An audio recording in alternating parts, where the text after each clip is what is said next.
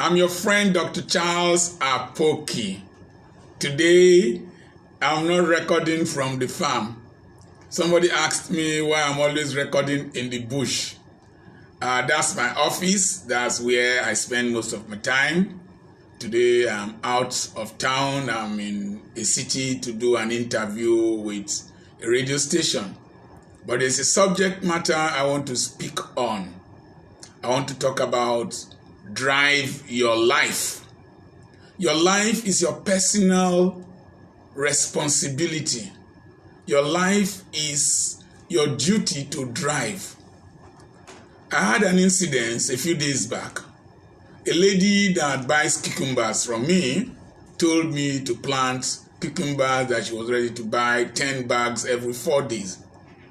And I did plant cucumbers. I called her that they were ready. She didn't pick her calls. Called her and called her. Eventually, she picked and booked an appointment for that by 6 a.m. she will be in my house. But 6 a.m. she was not there. Before I called her phone didn't go.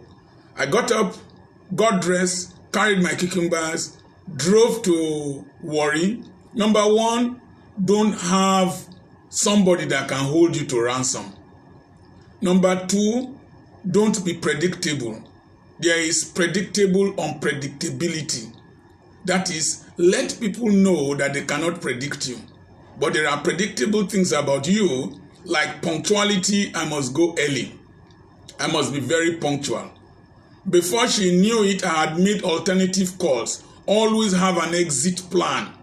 If this person disappoints me, if this thing fails, how do I get out of this place? What do I do next? I try to be as much as possible to be 2 steps ahead of my enemies. If I have somebody contending with me, somebody who I see as a challenge, I'm always 2 steps ahead of that person. I anticipate the first move he will make, then I plan for the second likely move. So I'm never caught off guard. So, before she knew it, I had made calls to supermarket, made calls to other customers. By the time she called me, by around 7:30, I was already at Warri. By I called the lady at the supermarket. She said, "Are you this early?" I said, "Yes, I'm a businessman and I teach you people about business, so I must live by example." And the person bought 100 kilograms of cucumbers. From there, I called women in the Budu market. Early in the morning, I was there, sold my cucumbers, and I came back home with my money. My wife was shocked. My son was shocked. There's a point in life. You must take your life in your hands. Don't let people live your lives for you. Even as a married man, my wife cannot explain the totality of my being.